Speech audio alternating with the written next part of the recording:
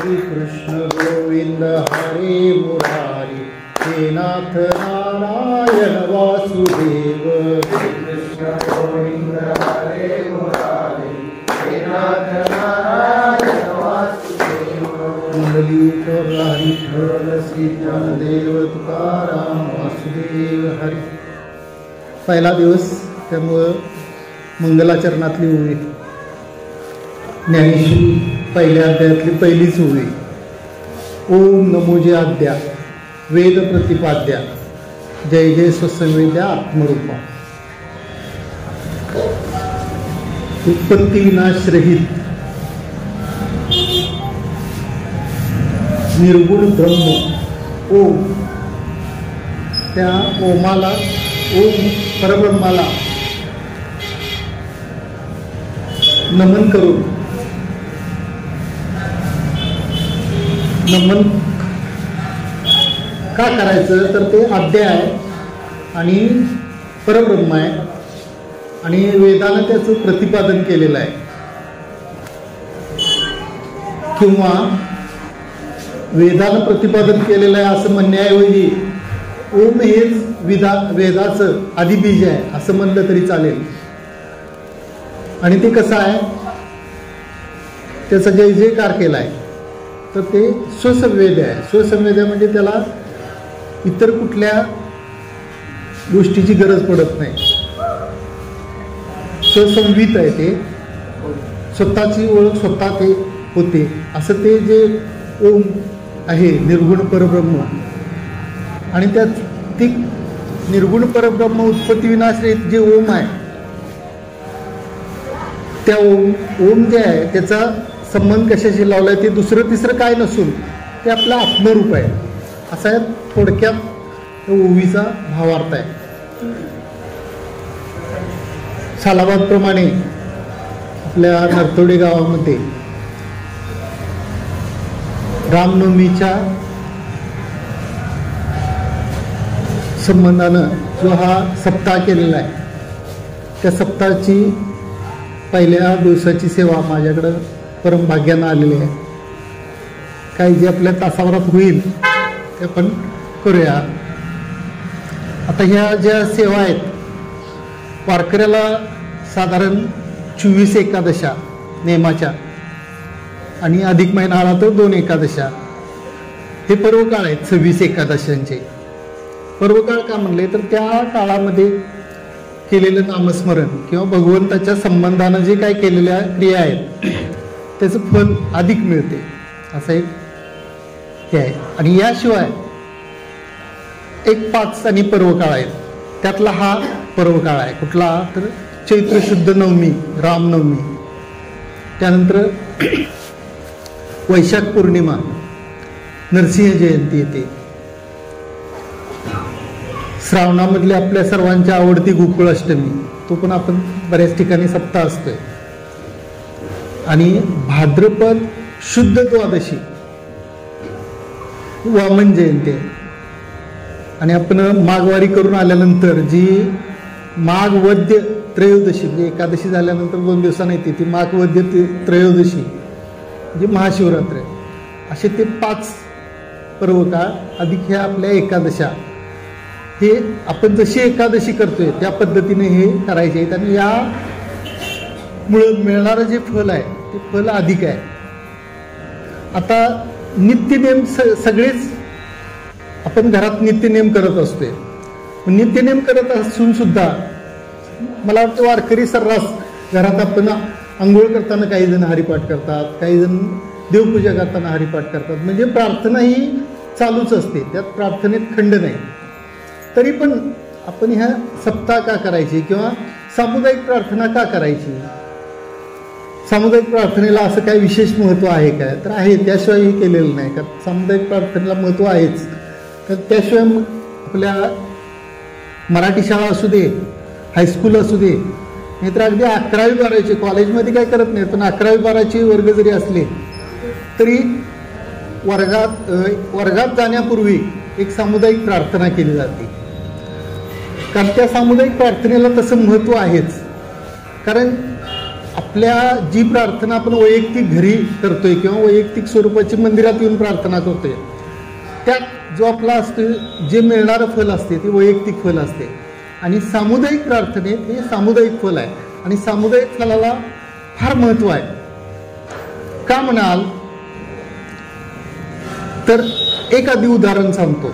आणि आपल्या भारत देशात पण ह्या सामुदायिक प्रार्थनेचं फल केवढं मोठं आहे हे कोरोनाच्या काळात तुम्ही बघितलं. मोठे मोठे जे पुढारलेले देश होते त्या पुढारलेल्या देशांच्या ठिकाणी जर बघितलं, त्यांच्या तुलनेत आपल्या इथं फारसा कोरोनाचा एवढा म्हणजे हे जाणवलं नाही, तीव्रता जाणवली नाही. त्याचं कारण काय तर आपण वारकऱ्यांनी तर मान्य केलं पाहिजे की ही जी आपली सामुदायिक प्रार्थना आहे ही सामुदायिक प्रार्थना निश्चितपणानं मोठी आहे. तर त्याचं एक उदाहरण सांगतो. आम्ही लहान असताना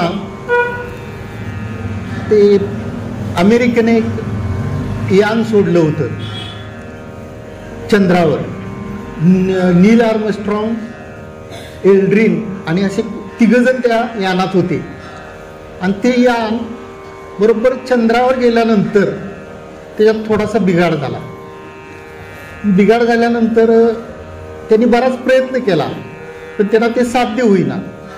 त्यावेळी अमेरिकेचे त्यावेळेचे जे अध्यक्ष होते त्या अध्यक्षांनी संपूर्ण जगाला उद्देशून एक भाषण केलं की असं असं आम्ही सोडलेलं यान त्याच्यात बिघाड झाला आहे आणि तुम्ही सर्वांनी मिळून ते आमचे 3 लोक व्यवस्थित परत मायदेशी पोचावीत, त्यांचं यानातला बिघाड आहे तो बिघाड दुरुस्त होऊन व्हावा आणि प्रार्थना करा.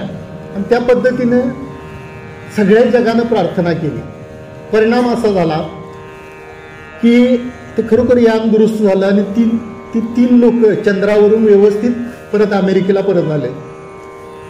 सांगण्याचा उद्देश काय की त्या प्रार्थनेमुळे ते लोक सुखरूप परत आली किंवा यानातला बिघाड नाहीच झाला हा भाग महत्त्वाचा नाही, पण प्रार्थना ही गरजेची आहे हे पुढारलेल्या लोकांना सुद्धा लक्षात आलं की प्रार्थनेला महत्त्व किती आहे आणि सामुदायिक प्रार्थनेला महत्त्व किती आहे.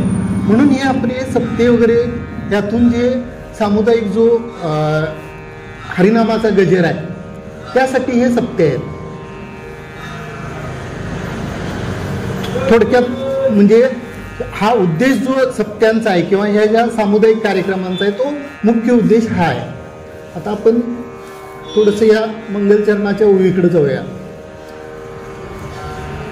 ही आपल्या पहिल्याच अध्यायातली ओळी आहे आणि हा पहिला अध्याय असा आहे की 18व्या अध्यायात उल्लेख केला आहे त्याचा.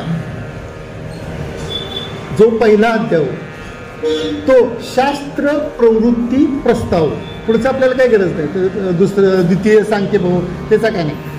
शास्त्र प्रवृत्ती प्रस्ताव असं का म्हणलंय तर ह्या पहिल्या अध्यायामुळं किंवा पहिल्या अध्यायात वर्णन जे केले त्या वर्णनामुळं शास्त्र सांगायला प्रवृत्ती झाली. आता मी स्त्री बसल्यात म्हणून थोडक्यात मी सांगतो. तुमच्याकडे माणूस येतोय कधी गाडी बंद पडल्यावर, चालू गाडीला कोण सांगायला तर येते फार फार तर हात करून जाता जाता जाईल. म्हणजे गाडी जेव्हा बंद पडती तेव्हा तिथं मिस्त्रीचं काम चालू होते किंवा त्या याचं काम चालू होते. म्हणजे इथं पण परिस्थिती काय झाली, शास्त्र प्रवृत्ती शास्त्र सांगायला प्रवृत्त का झालं तर संपूर्ण तुम्हाला माहीत आहे की सगळ्या म्हणजे हे करून झाल्या जे हे म्हणतात युद्ध थांबवण्यासाठी ज्या ज्या कृत्या करायच्या होत्या प्रत्यक्ष भगवंतांनी सुद्धा जाऊन सगळं बघितलं पण युद्ध करण्याशिवाय पर्याय नव्हता. आणि युद्धाला उभारल्यानंतर त्यांनी सांगितलं अर्जुनानं की मला कुणाशी युद्ध करायचं हे तर बघू दे. भगवंतानी नेऊन उभा कुठं केलं, जे आपले खरोखर जे प्रेमाची माणसं होते त्यांच्यासमोर नेऊन उभा केलं. तेच जर दुर्योधनाच्या समोर किंवा दुःशासनाच्या समोर जर उभा घेऊन उभा केला असतं तर युद्ध सुरूच झालं असतं म्हणजे द्वेषानं अर्जुन लढला असता. पण ते एक भगवंताच्या ओळखीचा असा तो नटधारे आहे. 18व्या अध्यायातली सुवी आहे. सोमायेचे आडवस्त्र खिळवूनी चालवे एकलाची सूत्र, बाहेर नट नटी छायाचित्र 84 लक्ष. म्हणजे हे सगळा कारभार कोण करतंय की हेच आपलं जे आता आपण सुद्धा जे आपलं जे चाललंय ते चाले शरीर कोणाच्या सत्य वगैरे जे आपण नेहमी ओव्या म्हणतोय आणि ते खरंच आहे की त्या भगवंतालाच हे सगळं अर्जुनाकडून करवून घ्यायचं होतं. त्यामुळे त्याने उभा करताना सुद्धा अशा ठिकाणी उभा केलं की तिथं खरोखर त्याचा मोह उत्पन्न होईल अशा ठिकाणी उभा केलं. आणि मग अशा ठिकाणी उभा झाल्यानंतर मग हे पूर्ण त्यांनी भगवंतालाच याचं निराकरण म्हणजे सांगायची पाळी आली. आणि मग ही जे सांगत असताना ही जी पहिलीच उवी सांगितली कुठली, ओम नमोजी अध्याय. आता ही जी ओम नमोजी अध्याय हीच उवी घ्या किंवा आणि कुठल्याही जर ग्रंथाचं जे पहिली उवी किंवा पहिला अभंग असते ते त्याच्यामध्ये 2 भाग कायमच असतात. एक म्हणजे त्याच्यात मंगल केलेलं असते आणि दुसरी गोष्ट त्या ओवीभोवती किंवा त्या अभंगाभोवती पूर्ण ते पुढचं जे अभंग आहेत किंवा पुढच्या ज्या ओव्या आहेत त्या सूत्राभोवती फिरत असतात. आता तशाच पद्धतीनं ही जी पहिली ओवी आहे ओम नमोजी अध्याय, ह्या ओम नमोजी अध्याय ह्या ओवीभोवती पूर्ण हे आपलं जे पुढच्या ज्या सगळ्या ओव्या आहेत किंवा पुढचं जे सगळं, कारण ह्या ओवीमध्येच पहिल्या जी 4 सूत्र आहेत ती 4 सूत्र ह्या ओवीमध्येच आहेत, एकाच ओवीमध्ये ज्याला ब्रह्मसूत्र आपण म्हणतोय. थोडक्यात मी सांगतो म्हणजे ते तसं जड आहे, पण जडच आपण काय ऐकायचं की ह्या जरी जड कानाला थोडंसं जड वाटत असलं तर सतत सातत्यानं हे ऐकत गेलं तर आपल्याला ते कालांतरानं गोड वाटते. हा एक मुद्दा आहे. आणि दुसरं हे जड ऐकण्यामध्ये आपली हितकारक आहे आणि हे म्हणजे आपल्याला चांगल्या फलाकडे नेणार आहे म्हणून जड ऐकायचं. तर ह्याच्यात 4 अशी सूत्र कुठले आहेत ब्रह्मसूत्र, तर अथातो ब्रह्मजिज्ञासा. आता आपल्याला बोलल्यानंतर वाटते की अथातो ब्रह्मजिज्ञासा म्हणजे काहीतरी मोठं असणार, पण असं काय नाही. त्याची थोडीशी फोड केली तर लक्षात येते. अथातो म्हणजे आता ह्यासाठी या कारणास्तव यास्तव झालं. आता तोचा अर्थ झाला म्हणजे यास्तव या कारणासाठी. कशासाठी तर ब्रह्मजिज्ञासा. जिज्ञासा म्हणजे काय, आपल्याला एखाद्या गोष्टीची जिज्ञासा म्हणजे उत्कंठा, आपल्याला एखादी गोष्ट माहीत करून घ्यायची किंवा जाणण्याची इच्छा, त्याला जिज्ञासा म्हणतात. अथातो ब्रह्मजिज्ञासा म्हणजे ब्रह्माची जिज्ञासा. जिज्ञासा कशाची असावी तर जिज्ञासा ब्रह्माचीच असावी.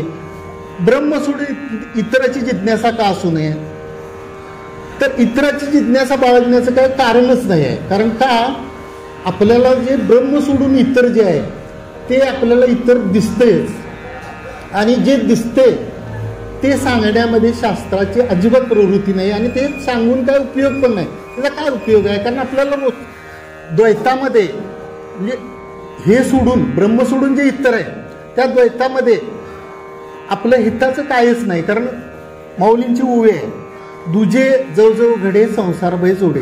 2 जिथं आहे तिथं भीती आहे आणि बाकीचे सगळे जे म्हणजे अनर्थ आहेत ते 2 मध्ये आहे. म्हणून तर त्यांनी जिज्ञासा करायची तर ती कशाची, ती ब्रह्माचीच जिज्ञासा करायची आहे. आणि ब्रह्माची तर जिज्ञासा का करायची आहे तर मामे वंश जीवलोके किंवा जीवो ब्रह्मय ना परावा. जीव ब्रह्मय ना परावा हा अर्धा श्लोक आहे. म्हणजे जीव हा ब्रह्मापासून वेगळा नाही, देव आणि जीव एकच आहे. हे जरी अर्धा श्लोक दिसत असला तर तो पटत नाही आपल्याला, नाही. म्हणून हजारो ग्रंथांची निर्मिती झाली. आपल्याला हे फक्त प्रस्थांतर हे 3 माहीत आहेत आणि ह्या तिन्हीमध्ये सगळं अंतर्भूत आहे. प्रस्थांतर 3 मध्ये जाता सांगतो. आपली संस्कृतची प्रस्थांतर 3 कुठली तर ब्रह्मसूत्र, उपनिषद आणि भगवद्गीता. आता त्यातलं जे ब्रह्मसूत्र आणि उपनिषद नाही बघितली तरी चालतात, कारण ब्रह्मसूत्र आणि उपनिषदामध्ये जे आहे ते आपल्या भगवद्गीतेमध्ये सगळं आहे, जसंच्या तसं आहे. ब्रह्मसूत्र म्हणजे काय, सूत्ररूपानं जे मांडलं त्याला ब्रह्मसूत्र म्हणतात. आणि उपनिषद म्हणजे काय, जे मंत्र सांगितले ते मंत्र म्हणजे उपनिषद. मग आता मंत्र जे भगवंताचं बोलणं आहे ते मंत्राच्या वरचं आहे, त्यामुळे मंत्र पण आहे, मंत्र तिथं आहेतच. आणि भगवंतानं सगळं मांडलेलं आहे ते सूत्ररूपानं मांडलेलं आहे. त्यामुळे भगवद्गीता, एक भगवद्गीता झाली की आपल्याला ब्रह्मसूत्रांनी उपनिषद बघायची काहीही गरज नाही. म्हणजे ते संस्कृतच्या प्रस्तांत्रयीचा प्रश्न मिटला. आता मराठीची प्रस्तांत्रयी आपली कुठली? प्रस्तांत्रयी म्हणजे ज्याच्या ब्रह्माच्या जिज्ञासेसाठी ज्याच्यामध्ये प्रवेश होते त्याला प्रस्तांत्रयी म्हणायचं. आता प्रस्थान आपलं आळंदी ते पंढरपूर प्रस्थान असते. प्रस्थान म्हणजे पंढरपूरकडे जाण्यासाठी आपला प्रवेश, बरोबर आहे ना? चुकत असलं तर नंतर सांगा. तर ही अशी ही प्रस्थानत्रयी. पण मराठी कुठली? मराठी आपली जी प्राकृत प्रस्थानत्रयी किंवा मराठी प्रस्थानत्रयी, तर आपली ज्ञानेश्वरी, एकनाथी भागवत आणि तुकाराम गाथा ही मराठीतली प्रस्थानत्रयी आहे.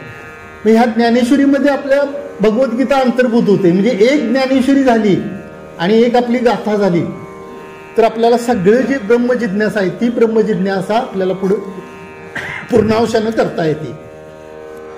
बरं, याचा फायदा काय की हे ब्रह्मजिज्ञासा म्हणजे ब्रह्मजिज्ञासा करून काय मिळणार?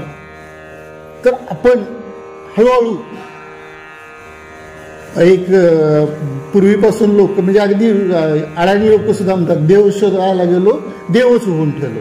म्हणजे देवाचा ब्रह्मजिज्ञासा म्हणजे काय, देवाचा शोध घ्यायला गेलो. देव कुठं आहे, कसा आहे, काय आहे बघायला गेलो. तर बघायला गेल्यानंतर जेवढं खोलात जावं तेवढं लक्षात आलं की अरे रे देव म्हणजे मीच देव आहे. ही जी जिज्ञासा आहे ही जिज्ञासा म्हणजे अथातो ब्रह्मजिज्ञासा. दिसायला पहिल्यांदा अथातो ब्रह्मजिज्ञासा बघायला वाटते केवढा मोठा शब्द आहे, पण तो असं जर फोडत आपण गेलो तर ते संस्कृत म्हणा किंवा ही जी माऊलींची भाषा आहे ती आपल्याला हळूहळू म्हणजे आपलीच भाषा आहे ही लक्षात येते. आता दुसरं आपलं त्यातलं सूत्र कुठं आहे? सूत्र कुठलं आहे तर जन्माद्यस्य यथा, म्हणजे जे आपलं जन्ममृत्यू, त्या जन्ममृत्यूचं कारण म्हणजे जन्ममृत्यू कशामुळे होते, उत्पत्ती स्थिती लय, त्याचं कारण काय आहे.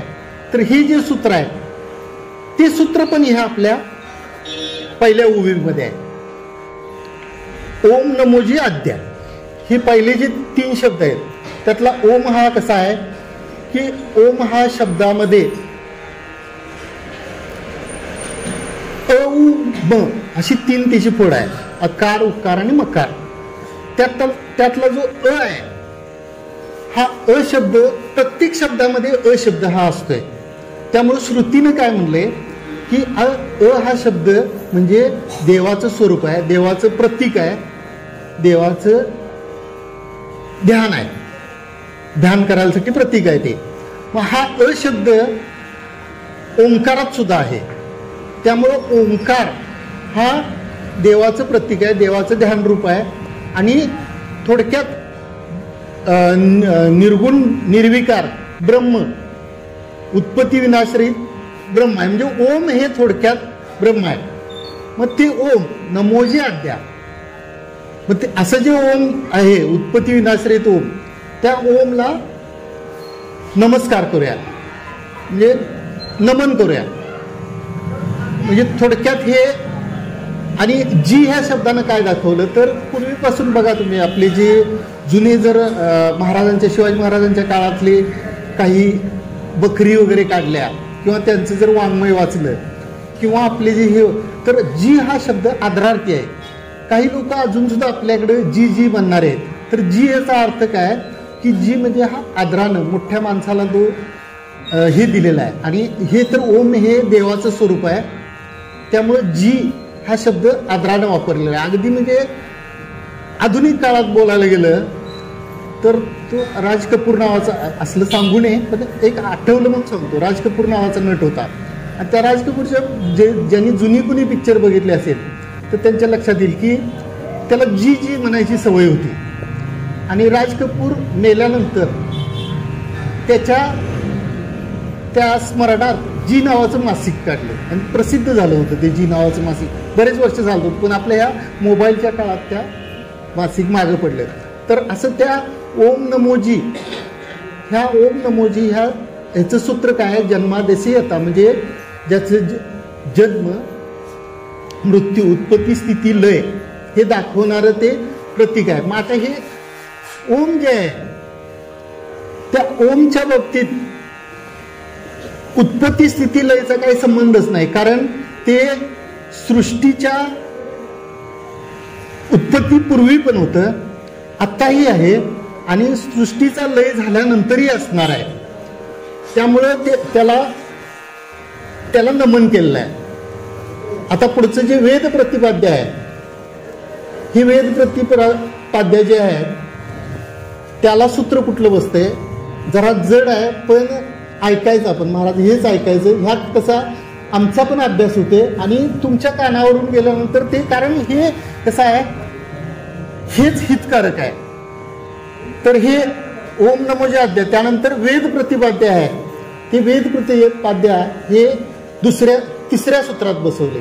तर तिसरं सूत्र काय आहे? शास्त्र युनित्वात. तर आपलं जे सगळी शास्त्र आहेत, 6 शास्त्र आणि 4 वेद, हे 4 वेद आणि 6 शास्त्रांचं जे सांगणं आहे, शास्त्र आहे, ते शास्त्र दुसरं काहीही नाही. तर काय सांगतंय? दुसरं काय सांगत नाही, एक ब्रह्मालाच जाणण्याचं सांगते. आता थोडक्यात सांगतो. आपल्याकडे काही याचे संगीतचे क्लासेस असतात. तर आपले टिकपुर्लीचे गणपतराव सुतार सर घेतात किंवा आपले शास्त्री सरांच्या सासरे घेतात. तर त्यात गेल्या गेल्या आपल्याला ते सारेगम पदनिसा शिकवतात. मग त्यात ते सारेगम असं काय काय काय शिकवतात. तर त्यात ते जे 7 स्वर आहेत, म्हणजे पंचम, निषाद, वृषभ, गंधर्व असे 7 स्वर आहेत. ते 7 स्वर सोडून खाली आरोह हे जरा वेगळे वेगळे शब्द आहेत. आरोह हे शब्द आहेत. हे त्याच्या गती आहे. आणि तार, मध्य, मंद्र, म्हणजे काही लोक बघा आपल्या भजनात एकदम वर म्हणतात, त्याला तार स्वर म्हणायचा. आपण सर्वजण मध्य पट्टीला म्हणतोय. आणि खाली एकदम काही म्हणणारे असतात. अगदी खाली म्हणणं अतिशय अवघड. खाली म्हणणार असं त्याला मंद्र म्हणतात. बरोबर आहे ना? मंद्र म्हणतात. हे सगळं जरी खरं असलं, हे आता सांगितलं जे आरोह म्हणा किंवा ते 7 स्वर सारेगम पदनिसा किंवा ह्या गती असल्या 3, ह्याचा अभ्यास कधी ठीक आहे? हा अभ्यास कधी ठीक आहे? तो गायक जर रागाचा आविष्कार चांगला करत असेल तर ह्या थिअरीला महत्त्व आहे. नाहीतर त्याला राग कुठला जाळवता येत नसेल तर ह्या थिअरीला महत्त्व काय? तसं हे आपले 4 वेद किंवा जे 6 शास्त्र आहेत, ह्या 4 वेद आणि 6 शास्त्र कशासाठी आहे? तर त्या हरीला अळवण्यासाठी आहे. त्या हरीचं जर कधी मनात भाव चांगला नसेल तर त्या 4 शास्त्राचा आणि 6 शास्त्राचा काही उपयोग नाही. जसं त्या संगीतचा उपयोग, त्याला गाणं म्हणता येत नसेल व्यवस्थित रागात, काय उपयोग नाही त्या थिअरीचा. तसं ही 4 शास्त्र आणि 6 शास्त्र आणि 4 जे वेद आहेत आणि पुढे 18 पुराणांचा फरक आपण हे करायचं नाही. हे जे आहे हे हरीला अळवण्यासाठीच आहे. म्हणून शास्त्र. आणि हे कोण सांगते? तर शास्त्र सांगते. म्हणून ते शास्त्र युनित्वात हे जे तिसरं सूत्र आहे, ते तिसरं सूत्र पण ह्या आपल्या पहिल्या ओळीसाठी आहे. आता पुढचं जे आहे ओम नमो जे आद्या वेद प्रतिपाद्य इथपर्यंत झालं. कारण ह्या वेदाचं प्रतिपादन त्या शास्त्रानं केले किंवा वेदाचं प्रतिपादन शास्त्राने केले असं म्हणण्याऐवजी हा जो ओम आहे हा ओम त्या वेदांचा आदिबीज आहे. कारण ओंकार जो आहे आपल्या ह्या पहिल्या अध्यायातले ज्या नमनाच्या ओव्या आहेत त्या नमनाच्या ओव्यामध्येच तो ओव्या आहे. तया निद्रिताचा गुरु, एवढंच आपण घेऊ. तया निद्रिताचा गुरु म्हणजे काय की देवाच्या घोरण्यापासून ही आपली वेदाची निर्मिती झाली. आणि ह्याच्यावर आक्षेप कधी येत नाही. पुरस्कृत जे साहित्य आहे, मग काही असू दे, अगदी आपला आता जो शेवटचा जो सिद्धांत हे शोध लागला, तुम्ही शेवटचा कसा म्हणशीला तर मग खुळ्यात निघेल. शेवटचा शोध असं म्हणलं तर अहो रोज शोध निघतात, रोज शोध लागतात. आणि खरं आहे, रोज एक नवे बरेच शोध लागतात. तर हे शोध सगळे जे आहेत हे आत्ता आपले ते त्यातल्या त्यात शोध आहेत. म्हणजे विनोदाच्या भाषेत बोलायचं झालं तर वांग्याचं भरीत पण करता येते, आणि ते बैंगन मसाला म्हणजे मसाला भरून वांग म्हणजे तो शोधच झाला की, किंवा वांग्याची भाजी बटाट्याबरोबर केली तर वेगळा शोधच लागला. असे हे शोध आहेत. पण जो पहिला शोध, शेवटचा जो शोध लागला त्यानंतर आजपर्यंत शोध लागला नाही, तो शोध आईन्स्टाईनचा शोध आहे. E=mc². म्हणजे एनर्जी निर्मिती जर करायची झाली, ऊर्जा निर्मिती करायची झाली, तर ऊर्जा निर्मिती करण्यासाठी काहीतरी कार्य करायला लागते. ते कार्य केल्याशिवाय ऊर्जेची निर्मिती होत नाही. आणि मग त्या mc² म्हणजे काय, एम म्हणजे मास, मास म्हणजे वस्तुमान घेतलं त्यांनी, आणि सी जो आहे, सी हा त्यांनी कॉन्स्टंट धरला. कॉन्स्टंटचा अर्थ काय की, उदाहरण सांगतो म्हणजे लक्षात येईल. वर्गात, संपूर्ण वर्गात एक मुलगा असा असतोय किंवा एक किंवा दोघं. तर आता कसं, आता सरासरी सगळीच मुलं हुशार आहेत. मी जरा आमच्या काळातलं सांगतोय की एक दोघं तिघच हुशार असायचे, बरोबर आहे ना सर. एक 5 मुलं हुशार असायची. तर ती 5 मुलं हुशार असण्याचं कारण काय, शिक्षक हे नाही. कारण का की तो कॉन्स्टंट आहे. तो कॉन्स्टंट म्हणजे तो विद्यार्थी घ्यायचा, हुशार विद्यार्थी. पुढं सी बरोबर एक आपण ए म्हणू. ए म्हणजे विद्यार्थ्यानं घेतलेलं कष्ट, अधिक बी शिक्षकांनी घेतलेलं कष्ट. विद्यार्थ्यानं घेतलेलं कष्ट जर जास्त असेल, म्हणजे विद्यार्थी अतिशय हुशार असेल, शिक्षक कसाही असला तर चालतो, तो कॉन्स्टंट कायम राहणार. बघा लक्षात येते काय. आणि बी शिक्षक अतिशय हुशार असेल, तो विद्यार्थी कष्ट थोडंसं कमी घेते, पण तो कॉन्स्टंट हा कायम आहे.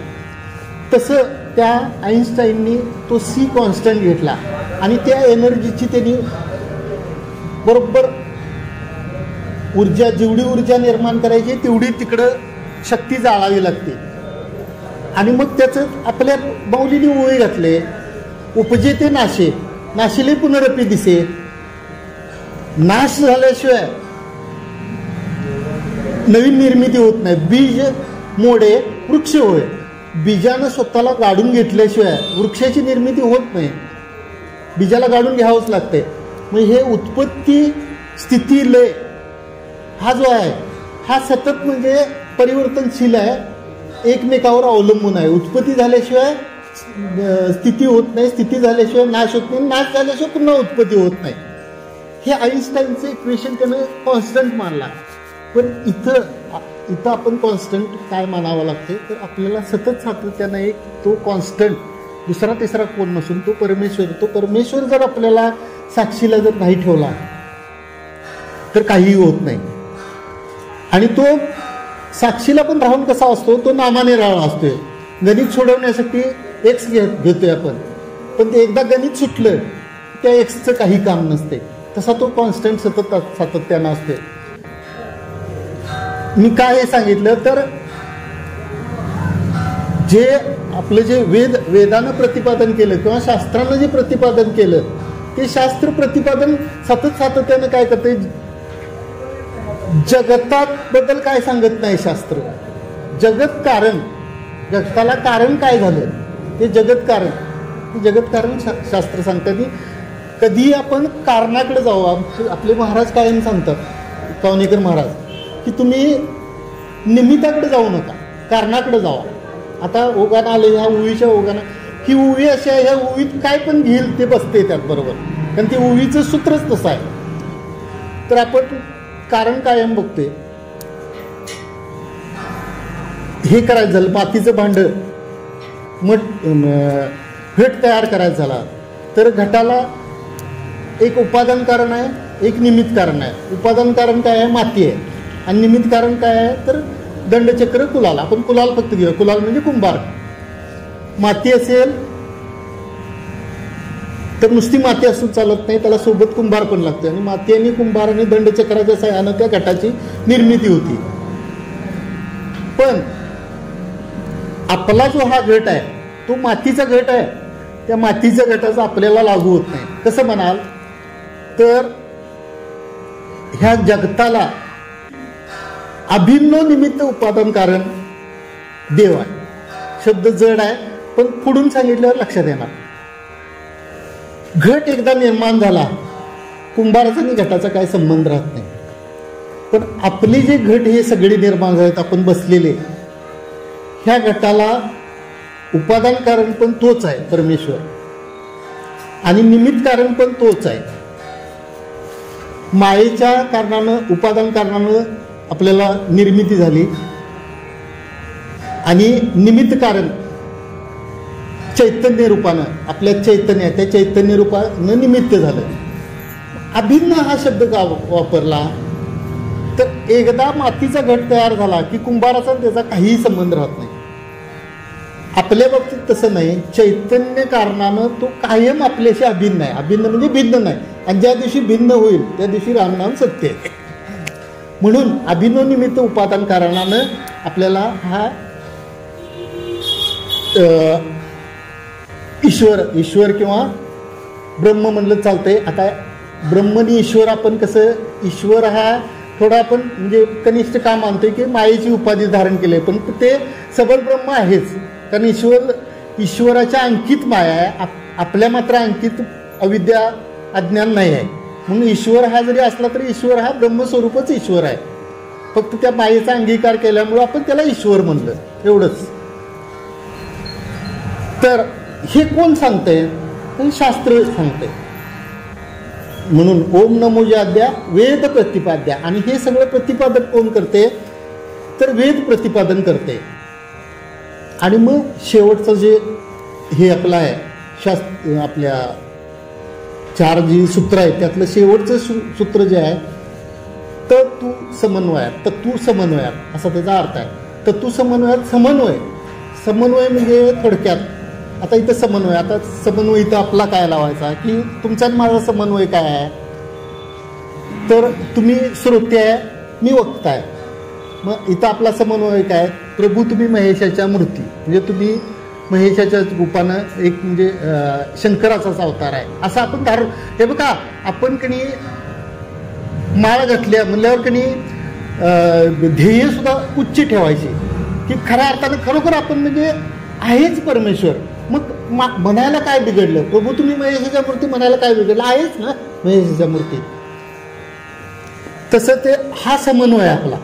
या ठिकाणी समन्वय काय सांगितलंय तर जे ओम नमोजाद्या वेद प्रतिपाद्या जय जय स्वसंवेद्या आत्मरूपा. स्वसंवेद्या म्हणजे काय की ज्याला स्वतःची संवेदना असते त्याला स्वसंवेद म्हणतात. आता जे जड पदार्थ आहेत, हा माईक जड आहे, ह्याला स्वतःची संवेदना नाही का, ह्याला बाहेरून सप्लाय दिला तरच हा चालू होतोय. आपलं तसं नाही आहे, आपण स्वसंवेद आहे. तर हा जो ओम आहे, हा ओम पहिल्यांदाच सांगितलं की स्वसंवेद आहे.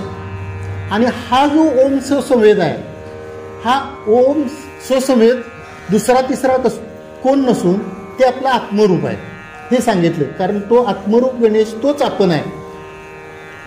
हा जो समन्वय आहे हा समन्वय दाखवून दिला. मग हा समन्वय आपल्याला सहजासहजी तसा पटत नाही. शास्त्रानं किती जरी सांगितलं तर मी देव कसा असं आपल्याला म्हणजे कायम हे होते नाही. आपण वारकरी असून आपल्याला सुद्धा शंका निर्माण होते. मग बाह्य वारकऱ्याला तरी पटणार कसं की मी देव आहे, मी आत्मस्वरूप आहे, मी बाबा त्या ब्रह्मस्वरूप आहे, ह्या गोष्टी पटत नाहीत. पण इथे ते पटवून दाखवायचा प्रयत्न केला. त्याला ते तत्व समन्वयात असं म्हणलं की देवाचं आणि माझं स्वरूप एक आहे. हा समन्वय दाखवायचा प्रयत्न केला. पण हा समन्वय जर आपल्याला पण पटवून घ्यायचा असेल तर मग थोडंसं आपल्याला कधी जे शास्त्र आहे त्या शास्त्राचा अंगीकार केलाच पाहिजे. आता हा शास्त्राचा अंगीकार कसा करायचा की आपल्याला कायम हे म्हणजे प्रवचनकार कीर्तनकार सांगत आले की आपण हे म्हणजे की मलविक्षेप गेला पाहिजे आणि मलविक्षेप गेल्यानंतर मग आपल्याकडं आवरण जाण्यासाठी श्रीगुरूंची कृपा झाली पाहिजे. मग मलविक्षेप कशाने जाईल ह्या अशा कायम आपण ऐकत आलोय. तर मल म्हणजे काय, चित्तात आपल्याला वाईट वासना जी आहे म्हणजे वाईट कृत्य करण्याची जी गोष्ट आहे त्याला मल म्हणलेलं आहे शास्त्रानं. आणि चित्तातली जी चंचलता आहे त्याला विक्षेप म्हणलेला आहे. आता ह्यात शास्त्र सांगण्याऐवजी एक थोडक्यात आपल्याला जे हे शास्त्र ज्यांनी केलं ते थोडक्यात अगदी म्हणजे दृष्टांत सांगतो. म्हणजे हे शास्त्र त्याच्यात कसं बसतं हे लक्षात येईल. एक महाराणी होती. महाराणी म्हणजे ज्याला महाराणी का मुद्दाम शब्द वापरला, ज्याला पट्टराणी म्हणतात. पूर्वी राजाच्या भरपूर राण्या असायच्या पण त्यात एखादीच पट्टराणी असायची. तर ती पट्टराणी होती आणि त्या पट्टराणीला सकाळी उठल्यापासून संध्याकाळी झोपेपर्यंत अंथरुणातून उठली की लगेच डासे यायच्या, तिचे ते अंथरुण वगैरे घालायच्या, लगेच तिचे केस विचारायच्या, तिला ते म्हणजे स्नान वगैरे घालायच्या, परत ते तिचं चहा पाण्याचं टायमिंग झालं चहा हातात द्यायचा. आणि ती एक वर्षभर गेल्यानंतर तिला ह्या गोष्टींचा अतिशय वीट आला. ते म्हणजे माझ्या जगण्याला काही अर्थ नाही. आणि हे आपले जे कुंभमेळे वगैरे येतात ना 3 वर्षानं काही ठिकाणी वर्षाला येते, ह्या कुंभमेळ्याच्या ठिकाणी तिनं एकनाथ महाराजांच्या सारखं जलसमर्पण करून टाकलं. मला ह्या आयुष्य नको आहे. आणि त्यानंतर तिने एका सामान्य कुटुंबात अगदी म्हणजे खालच्या कुटुंबात भिल्ल कुटुंबात जन्म घेतला. आणि ती दुसरी तिसरी कोण नसून शबरी. तिला संपूर्ण मागचं म्हणजे मागं तिनं तो मल विक्षेप तिचा गेलेला होता. कारण तिच्याकडे मल नव्हताच. कारण एवढं मोठं तिला ऐश्वर्य भोगायला येऊन सुद्धा त्या ऐश्वर्याचा तिला वीट आला होता. आता ह्या ऐश्वर्याचा वीट थोडक्यात ऐश्वर्याचा वीट येणं म्हणजे काय सांगतो तुम्हाला. आपल्याला नवीन घर बांधलेल्याचं आनंद व्हावा का आपल्याला ज्ञानेश्वरी कळत नाही किंवा ज्ञानेश्वरी वाचता येत नाही तिचं दुःख व्हावं. त्याचं उत्तर त्यात आहे की आपण कोणी, आपण वारकरी काय म्हणणार की मला ते नवीन घराचं काय एवढा आनंद नाही, पण मला ज्ञानेश्वरी वाचता येत नाही, ज्ञानेश्वरी कळत नाही किंवा प्रवचन म्हणजे समजत नाही, त्याचं मला वाईट वाटते. आणि हेच वाईट वाटावं. कारण का की ऐश्वर्यात लोळणं कदाचित हे तुम्हाला पटणार, म्हणजे जे ते म्हणणार काय सांगायला आहे की ऐश्वर्यात लोळणं हिची तुलना कशाशी करायची आहे की जे अगदी मजेत गाढव उकिरड्यावर असं उलती पलती होऊन आनंदात असते त्याच्यात आणि त्याच्यात काहीही फरक नाही. मग आपला जन्म कशासाठी आहे तर हे शास्त्र युनित्वात वगैरे मगापासून जे आपण सांगत आलोय की हे जे आपल्याला आपलं स्वरूप आहे, आपण कोण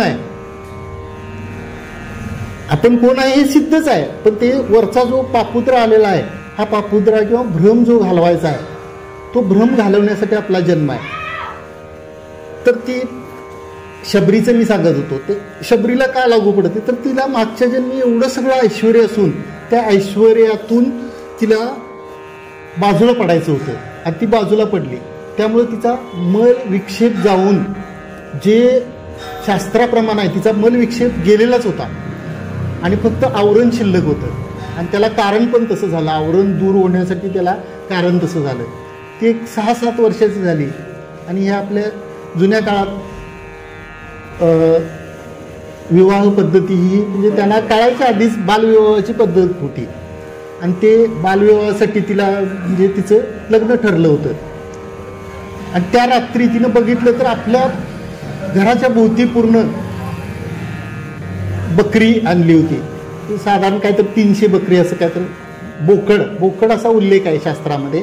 ती बोकडं आणली होती. तिने वडिलांना विचारलं की हे कशासाठी आणले. तर काय नाही, तुझं लग्न ठरले आणि ते त्या गावचे पाहुणे आणि त्यांचे आप्तेष्ट वगैरे सगळे ते गाव उद्या येणार आहे, त्यांच्या भोजनासाठी हे बोकडं आणले. हिचा आधीच सगळा मलविक्षेप गेल्यामुळं मागच्या जन्माचं तिच्यावर संस्कार असल्यामुळं तिला ते रात्रभर अशी तळमळ लागून राहिली आणि रात्रीतनं उठून ती निघून गेली. आता इथं आपल्याला खरा विवेक समजते. विवेक विवेक म्हणजे काय, नुसती व्याख्या बोलून काय आहे, खऱ्या अर्थानं त्या शबरीकडे विवेक होता. तर विवेक म्हणजे काय की सत्संगतीने आत्मा अविनाशी असून तद व्यतिरिक्त सगळे विनाशी व चंचल आहे, अशी बुद्धीची जी वृत्ती होती. मी काय नाही बाबा, हे एक आत्माच तेवढा अविनाशी आहे आणि बाकीचं सगळं ते काही खऱ्यातलं नाही, हा विवेक. तर हा विवेक आधी वैराग्य तिचं जागृत झालंय. वैराग्य काय की ह्या सगळ्या भोगातनं आपण, हे भोग नको आहेत आपल्याला, अनुकूल भोगाच्या त्यागाच्या इच्छेला, म्हणजे तिची इच्छाच नष्ट झाली. आणि ती इच्छा नुसती वैराग्य, स्मशान वैराग्य नव्हतं ते, म्हणजे स्मशानात गेल्यावर आपण म्हणतोय की काय जीवनाचा अर्थ नाही, अशा प्रकारचं वैराग्य नव्हतं, ते विवेकासहित वैराग्य होतं. म्हणून मी शास्त्र सांगण्याऐवजी त्या शबरीचं हे सांगते की तिला सगळं हे तंतोतंत शास्त्र लागू पडते आणि त्या विवेकासहित वैराग्यानं ती तडक निघाली. आणि पुढं तसं म्हणजे तिचं आयुष्यच होतं तसं. आणि ती गेली, ते कर्मधर्म संयोगानं एका आश्रमात गेली. मतंग नावाच्या ऋषींचा तो आश्रम होता आणि त्या आश्रमात तिनं मग पुढची कथा सगळी तुम्हाला माहीत आहे, लोटझाड करून ती राहिली त्या ठिकाणी. आणि त्या मतंग ऋषीने तिचं सेवा बघितली आणि ती सेवा बघून तिला त्या सांगितलं की तू आता इथली सेवा करायला पूर्णपणे तयार झालेली आहेस आणि हा संपूर्ण आश्रम तिथल्या सेवकांच्या सकट तुझ्या स्वाधीन करून मी निजधामाला जाणार आहे. ती म्हणली निजधामाला जाणार आहे तर मला पण घेऊन चला. आणि निजधाम म्हणजे काय, तर निजधाम म्हणजे तिला थोडक्यात तिला पटल अशा भाषेत त्यांनी ऋषींनी काय सांगितलं, निजधाम म्हणजे दुसरं तिसरं काय नाही, देवांना मी भेटायला चाललोय, देव स्वरूप व्हायला चांगलं स्वरूपाकडे निघालोय माझ्या. अहो म्हणली मला पण तेच साध्य करायचं आहे. नाही नाही म्हणले, तुला अजून भरपूर सेवा करायची आहे आणि तुला माझ्यासारखं कष्ट करायची गरज नाही. मी इतके वर्ष कष्ट केली, ऋषी म्हणून राहिलो, सगळं राहिलो, मी मला देवाकडे जायची पाळी यायला लागली आहे, म्हणजे मी तिकडे निघालोय. पण तुला तसं करायची गरज नाही, देव आपणहून तुझ्याकडे चालत येतील. तर म्हणजे देव माझ्याकडे चालत येतील. देवा त्या ऋषींच्या बोलण्यावर तिने विश्वास ठेवला.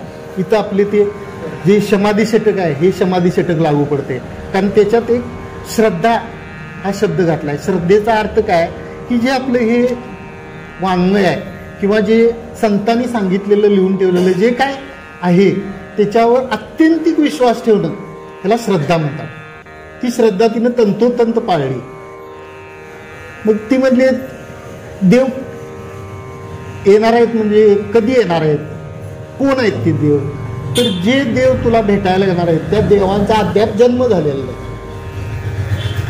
पण येणार आहेत. ते परब्रह्म परमात्मा तुला भेटायला येणार आहेत. मी मुद्दाम ही कथा का सांगायला, आपल्या रामनवमी आणि ह्याच्या ह्यानं आणि आपले शास्त्र पण बसते, पहिले आपले हे जे चतुसूत्री ब्रह्मसूत्र आहेत त्या ह्याच्यात बसते, अशा ह्यानं मी सगळ्यांना तुम्हाला कथा माहीत आहे पण तरी पण ह्या ह्याच्यात बसते आपल्या, म्हणून मी ह्यानं सांगायला. पण तिने ते विश्वास ठेवला त्या गोष्टीवर आणि ते ऋषी निघून गेले आणि संपूर्ण मग ते जे आश्रम होते तो आश्रम तिनं सांभाळला. आणि एक मात्र ती काय गोष्ट करायची की तिला माहीत नव्हतं की आपल्याला कोण, आपल्याला जे पांडुरंग हे परमात्मा भेटायला येणार ते कोण आहेत, फक्त माहीत होतं की परमात्माला मला भेटायला येणार. मग ती रोज आपले ती जे आपलं आश्रम होता त्या आश्रमाच्या दारात फुलांचा सडा समार्जन करायची, त्यांच्या वाटेवर अशी फुलं टाकायची आणि रोज रानातून बोरं आणायची आणि चांगली वाईट बोरं, ते तुम्हाला माहीत आहे पिकलेली बोरं म्हणजे ती जे बोर गोड असेल ते भरून ठेवायचं, असं तिचा नित्यक्रम चालू झाला. आणि इकडं मग कर्मधर्म संयोगानं इकडं प्रभू रामचंद्रांचा जन्म झाला. तो पण असा झाला की प्रभू रामचंद्रांचा वेळ झाली की मला सांगा. प्रभू रामचंद्रांचा जन्म तसा शापातून झालेला आहे. दशरथांना असा हे होतं की ते निपुत्रिक निसंतान असं त्यांचं हे होतं. पण त्यांच्या हातून अनावधानानं एक कृत्य घडलं. म्हणजे काय की श्रावणाची हत्येचं हे ते पाणी हे शिकारीसाठी गेले, तिथं पाणी भरायला श्रावण आला होता आणि श्रावणाची हत्या अनावधानानं घडली की त्यांना वाटलं ते हरिण पाणी प्यायला यायला लागले आणि त्यांनी बाण सोडला आवाजाच्या दिशेनं. पण तो बाण त्या श्रावण बाळाला लागला आणि मग तो आपल्या आईवडिलांना घेऊन आला होता कावडीतून आणि त्यांना पाणी भरायसाठी निघाला होता. मग त्या आईवडिलांना ज्यावेळी पाणी हे दशरथ घेऊन गेले आणि त्या आईवडिलांनी त्यांना शाप दिला काय की आम्ही जसं पुत्र करून आता प्राण सोडणार आहे तसं तुला सुद्धा पुत्र करायची पाळी येईल. अशा त्या शापातून प्रभू रामचंद्राचा जन्म झाला. पण दशरथांना ह्या गोष्टीचं थोडा वेळ दुःख वाटलं, पण आनंद पण झाला की बाबा ह्या शापामुळे निदान मला पुत्रप्राप्ती तरी होईल. आणि ती पुत्रप्राप्ती पुढं 4 पुत्र झाले आणि त्यातले ते प्रभू रामचंद्र. आणि मग पुढं माहित आहे ते कैकेयीच्या शापामुळं रामचंद्रांना वनवास घडला. आणि वनवास घडल्यानंतर वनवासाला ज्यावेळी आले त्यावेळी सीतेच्या शोधात ते ज्यावेळी आले त्यावेळी ते आश्रम त्यांना लागला. कुठला? शबरीचा आश्रम लागला. शबरीचा आश्रम लागल्यानंतर असं आहे की नेहमी देवाचे भक्तावर उपकार होतात, तर या ठिकाणी भक्ताचे देवावर उपकार झालेले आहेत. कारण ती जी बोरं होती ती बोरं प्रभू रामचंद्राने अगदी आवडीनं खाली, पण लक्ष्मणांच्या मनात शंका निर्माण झाली. ही उष्टी बोरं मी कशी खाऊ, आणि न कळत शबरीच्या माघारी तिने ती बोरं पाठीमागं पिकून दिली. त्या बोरांचं नंतर संजीवनी वनस्पतीमध्ये रूपांतर झालं. ती संजीवनी वनस्पती त्याच लक्ष्मणांना ज्यावेळी हे लागली, शक्ती लागली हिची इंद्रजिताची, त्यावेळी त्या संजीवनीचा उपयोग झाला. असं त्या म्हणजे त्या भक्ताचं उपकार देवावर आहे. म्हणजे ही शबरी किती निस्सीम भक्त होती आणि किती उच्च कोटीची भक्त होती. जरी तिचा जन्म साध्या कुळात झाला होता, म्हणजे जन्म तिनं मागून घेतला असं म्हणलं तरी चालेल. कारण का एक आपलं हेच आहे की तुकाराम महाराजांचं ब्रीद आहे, शूद्र जन्मी जन्मलो दंभे मोकलिलो. जन्मकुळ माझा शूद्र जन्मात झाला हे चांगलं झालं देवा. का तर शूद्र जन्मात जन्म झाल्यामुळे दंभे मोकलिलो म्हणजे माझ्यातला अहंकार मला नाही आहे. नाहीतर कुठला तर राजा विजयाचा जन्म झाला असतो, दंभानं मी हे झालो असतो. पण असू दे, जरी असलं तर त्याला आपले काही अपवाद आहेत. आता जनक राजाच होता पण भक्तीला 1 नंबर होता. एकनाथ महाराज एवढे श्रीमंत होते की त्यांच्या घरी रोज पुरणपोळीचा निवेदन, तो पण फक्त एकट्या घरापुरता नव्हता, तर संपूर्ण पंगत पुरणपोळीची असायची. तर फक्त एक शबरीचं तेवढं वाक्य महत्वाचं आहे की शबरीनं प्रभू रामचंद्रांना सगळं जे आदरातिथ्य वगैरे सगळं केलं आणि एकच प्रश्न विचारला. तो प्रश्न महत्वाचा आहे की तुम्ही इथपर्यंत आला माझ्या आश्रमापर्यंत, की तुम्ही सीतेच्या शोधार्थ असं जाता जाता आला, ह्यासाठी आला का मला भेटायसाठी आला? आणि त्यावेळी जे परमात्म्यानं प्रभू रामचंद्रांनी जे उत्तर दिलेलं आहे ते उत्तर महत्वाचं आहे. म्हणजे ते भक्तासाठी काय देव करू शकतो, तर ते म्हणले की त्या रावणाला मारणं किंवा सीतेला आणणं ह्या गोष्टी म्हणले माझा लक्ष्मण किंवा माझा हा हनुमान सहजासहजी ह्या गोष्टी करू शकते. मी आलोय ते निव्वळ तुला भेटायसाठी आलोय. म्हणजे निस्सीम भक्त जर असेल आणि त्याच्याकडे जर ह्या गोष्टी सगळ्या जर असतील की म्हणजे मलविक्षेप गेलेला, विवेक वैराग्य, समाधी षटक जर असेल आणि मोक्षाची अत्यंत तीव्र इच्छा जर असेल तर देव आपल्या घरी येऊ शकते. आणि संतांच्या बाबतीत आपल्याला सगळ्यांना उदाहरणं ही माहीत आहेत की संतांच्याकडे देव आले, देवाकडे संत गेले नाही. देवाची भक्ती अशी होती की संत तिकडे आले. आता थोडक्यात आपण रामराज्यच यावं किंवा रामराज्याचं असं बद्दल आपण असं विशेष काय सांगतोय, महत्व काय आहे, तर आपल्या सगळ्यांच्या लक्षात फक्त 14 वर्षाचा वनवास एवढंच लक्षात राहते. पण प्रभू रामचंद्राने 11,000 वर्ष राज्य केले. आणि रामराज्याचं असं विशेष काय महत्व होतं, तर रामराज्यामध्ये पाऊस वेळेवर पडत होता, पिकं भरपूर येत होती, गायी म्हशी भरपूर दूध देत होत्या. स्वप्नात सुद्धा वाईट कृत्य करण्याची वृत्ती लोकांच्या मनात येत नव्हती. म्हणजे कृत्य करतच नव्हते, पण कृत्य करावं असं वृत्ती मनात येत नव्हती. म्हणून त्या रामराज्याला विशेष महत्व आहे. आज रामनवमीच्या निमित्तानं हे म्हणजे सांगावंसं वाटते. दुसरी गोष्ट अशी की रामराज्य हे राम म्हणजे लोकांचं राज्य होतं. जरी राम हे त्याचे राजा असले, कसं म्हणशील तर रामाने असं हे सांगितलं होतं की सामान्यातल्या सामान्य पुरुषानं माझ्याकडे कुठलीही तक्रार सांगावी. आणि त्याचं एक उदाहरण आहे की सामान्य एका रजक म्हणजे परीट त्यानं तक्रार केली. त्यांनी सीतेला सोडून दिलं, म्हणजे वनात सोडून दिलं. त्या एकट्या म्हणजे वास्तविक ते राजा होते आणि सीता ही अग्निदिव्य पार केलेली स्त्री होती, पण आपली पत्नी म्हणून तिने अजिबात तिथं हे केलं नाही, म्हणजे काय म्हणतात दयामाया दाखवली. असे ते राजा होते. तिसरी गोष्ट की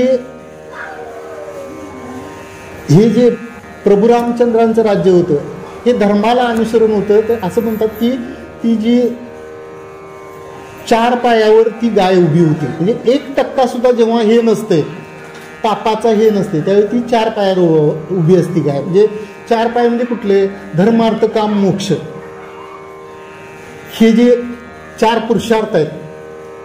आणि त्यातल्यात हा पुरुषार्थ कुठला जो आहे, ती पुरुषार्थ सिद्धी 4थी म्हणजे जी मोक्ष पुरुषार्थ आहे. संतांनी जो आपण ज्याला पुरुषार्थ म्हणतोय, म्हणजे 2 मुलांना शिकवलं म्हणा किंवा घर बांधलं, हा संतांच्या दृष्टीनं हा पुरुषार्थ नाही. ज्याला आपण अध्यात्म म्हणतोय किंवा जे आपण आता जे करतोय, जे अध्यात्म म्हणतोय, हा पुरुषार्थ आहे खऱ्या अर्थानं. आणि संतांनी तो पुरुषार्थ सिद्ध करून दाखवला, पुरुषार्थ करून दाखवला. आपला सुद्धा जन्म काय तो पुरुषार्थ करण्यासाठीच आहे. असं हे रामराज्य होतं. आणि त्या रामराज्यात पुढे दुसरं रामराज्याचं वैशिष्ट्य काय की रामाच्या राज्यामध्ये